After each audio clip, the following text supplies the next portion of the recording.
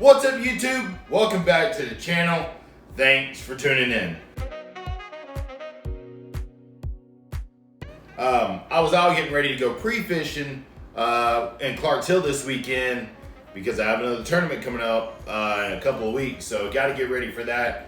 Trying to get some rods retied after going fishing at the pond, and I lost like $30 worth of lures and didn't even catch a fish, so that was a little disappointing, but we got them back, or we got the rods back, didn't get the lures back, so now I'm just out retying, and I was in the garage, and it is freezing. It's cold. I normally like cold weather when there's snow involved, but it's cold. So anyway, what I was out there doing, I thought, and I've been asked about what kind of knots I use for stuff, so we're gonna make a quick little video to teach you all the knots that I use, and I've never had a problem breaking off, at least because of a knot. So the first thing I want to kind of show you guys real quick is the knot for my braid to fluorocarbon. I tie the Alberto knot. A lot of people like the FG knot. I don't know how to tie the FG knot. The Alberto knot works for me, comes through my guides just fine. So that's the knot that I use. So first thing you do, the white rope is gonna be my fluorocarbon, and the green rope will be my braid. So what I always do, and depending on the braid that you're using, tying to the fluorocarbon depends on kind of how many wraps I'm gonna make. So if you're using a lighter line, a 6 or 8 or a 10-pound fluorocarbon to your braid, gonna want to wrap that a little bit more, so probably 7 times. And if it's a little bit bigger, you may just want to do that 5 times. So you kind of got to play with it and figure out what you like. I've never really had a problem with it coming through, but again, my leader is always 8 pounds or less, so it's a really small line.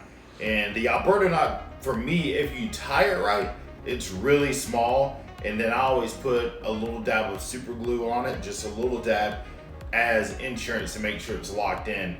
And kind of a tip I'll give you with fluorocarbon, I never cinch it all the way tight when I'm tying it to a hook, because what's fluorocarbon gonna do? Doesn't have stretch and it's gonna burn. So you gotta be careful with it. The only time I really cinch my fluorocarbon down really, really well is with the Alberto knot. So let's not talk about it anymore, and let me show you how I tie the Alberto knot. First thing I do, put your fluorocarbon into, make it a little loop, and then put your braid through.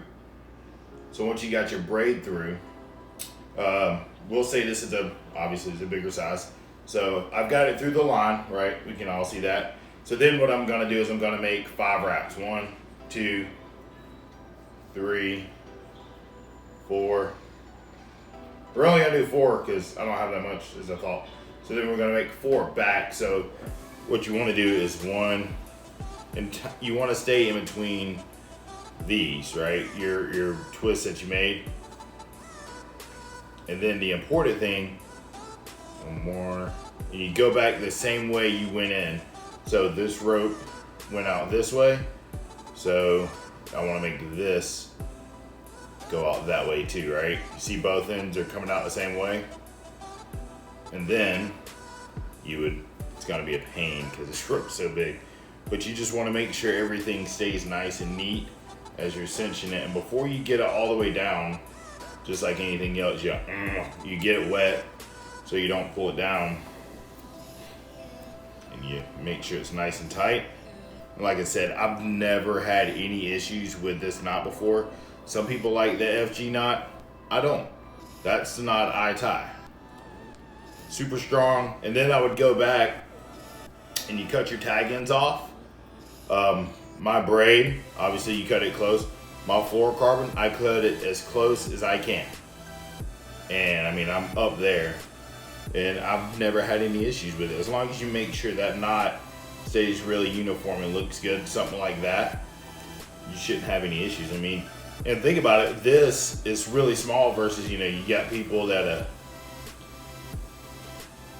tie that. I mean, you can see the comparison. I mean, that's a really small streamlined knot, would go through guides really well. So the next thing I want to show you, and I'm sure everybody knows the knot, has seen it. It's kind of like a cinch knot. I don't really know the name for it. If you know the name for this knot, let me know. Put it down in the comments. But I don't know. So my keys right here are gonna represent my hook.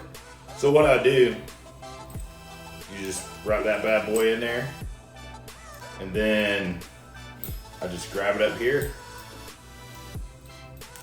make a loop over there, and then I'll wrap it down. We're just gonna go 3 times. I normally, out on the water, I'll wrap it 7 times for anything. It's on your hook, doesn't matter. And then fluorocarbon. So, you know, you wet it, and then you just cinch it down on there. And it will look something pretty similar to that. It's really strong. It's some type of a cinch knot, obviously. I just don't know the name. I hope you all are enjoying the content, and if you are, do me a favor, hit that like button and subscribe to the channel. It really helps me out, and I appreciate it.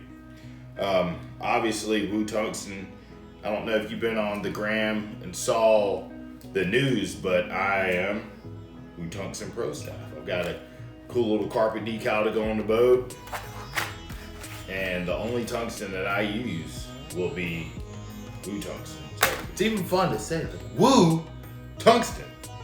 So the other knot that I use that I think pretty much everybody knows, and if you don't know this knot, you're living under a hole or something. I don't know. I mean, I don't know